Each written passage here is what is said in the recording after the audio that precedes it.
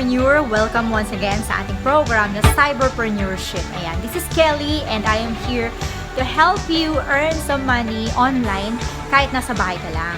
Ayan.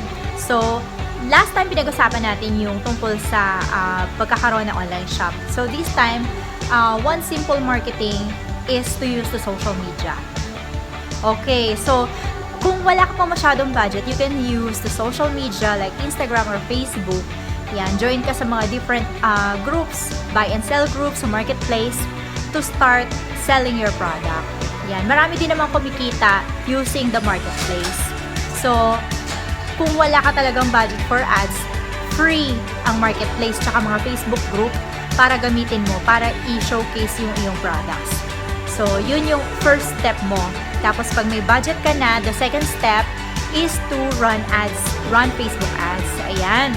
So, para saan nga ba yung boosting? Yung boosting actually is to introduce your service or your product sa community, no, within the radius, no, kung saan malapit yung iyong product.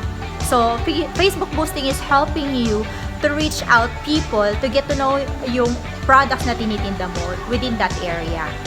So, pero kung gusto mo mag-convert ng sales, pupunta ka sa Facebook for Business. Ayan. So, later on, may mga tutorial tayo on how you can create an ads, yan, na effective para sa product mo. When you are going to sell your product and you want to earn more or create more sales, gamitin natin yung Facebook My Business. So, simple tips lang naman itong ating segment ngayon. So, importante makapag-start kang magbenta. Hindi mo kailangan maging super expert sa pag-run ng Facebook ads. Ayan. Kailangan mag-start ka muna dun sa organic, which is post ka lang ng post sa iyong Facebook page, post ka sa marketplace, post ka lang ng post doon sa sa Facebook groups. So, huwag kalimutan, maraming paraan para kumita online. Kailangan mo lang sipagan araw-araw, mag-post ka umaga, tanghali, gabi. At tignan mo kung saan mas maraming umu-order sa'yo. Kung umaga ba, or tanghali, hapon, or gabi. Ayan, normally, sa hapon, maraming umu-order. Ayan, post mo lang yung paninda mo. Maraming bibili sa'yo. Alright, so thank you and happy selling online. God bless everyone.